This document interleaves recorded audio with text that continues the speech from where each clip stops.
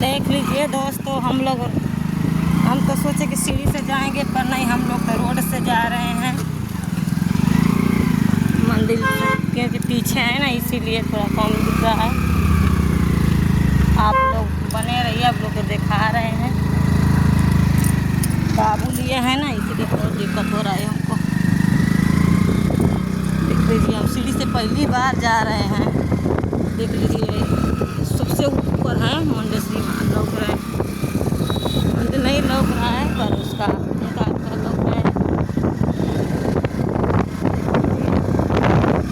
सब भी गए हैं, सीढ़ी से गए हुए हैं। पहली बार बाइक से जा रहे हैं। देखिए, मेरे बाबू रो रहा है, इसीलिए हमको दिक्कत हो रहा है बाबू को बनाने। पर क्या करें, बनाना पड़ेगा, बार बार नहीं आएंगे यहाँ पर।